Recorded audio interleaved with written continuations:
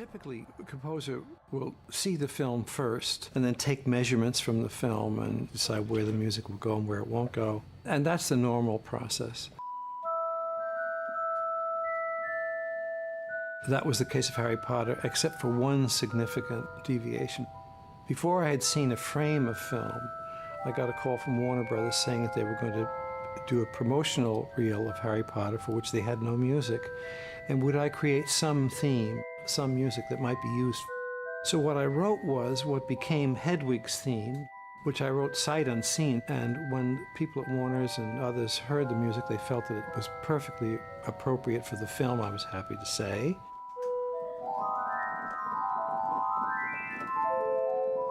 I remember first hearing Hedwig's theme. It was so clear that this was it, and it felt so appropriate. It was sufficiently majestic and magical. His agents told me that John wanted me to get a copy of the music ahead of time, and that's kind of a little flag that goes up, you know, that says, it's gonna be something I need to look at. If he says, I think you should take a look at the music, you better look at the music ahead of time. Because nobody in the orchestra is sent the music in advance, normally for film sessions.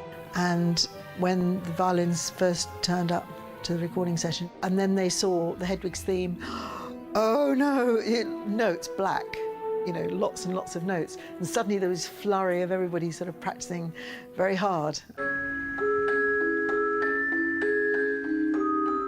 Well, the opening has this gossamer celeste, and the celeste is a little keyboard instrument that makes pearly sounds.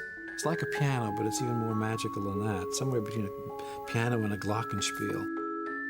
It's able to play very quick notes also all across the keyboard very quickly, as a pianist would do, or a violinist. It seemed to me a good tool to create this ambiance of the preparation of flight, or the magical ability to escape gravity into flight velocity, as a bird would do.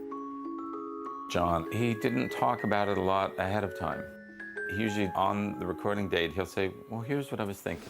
Randy, you know at the end where you have the tune along with the celeste 127? Right. Slow it with me. Okay. As though all of that drama hadn't happened. But pretty much the music is self-explanatory, you know? So it says synth celeste, and it says solo, and it says misterioso.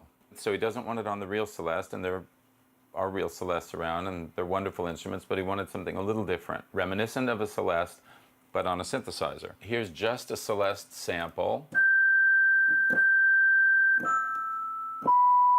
I wanted something to add to the celeste sample that would be a little more, it would make it a little more ringy and mysterious, and but still keeping kind of the purity of a celeste sound. The instrument I was using was a DX7, which was an early FM synthesizer. The basic place it starts is it gives you a sine wave. Because a sine wave is a very warm sound, doesn't have any overtones on it. Now that doesn't sound very good for... Might sound like early video game or something. So I blend this with the original celeste sound.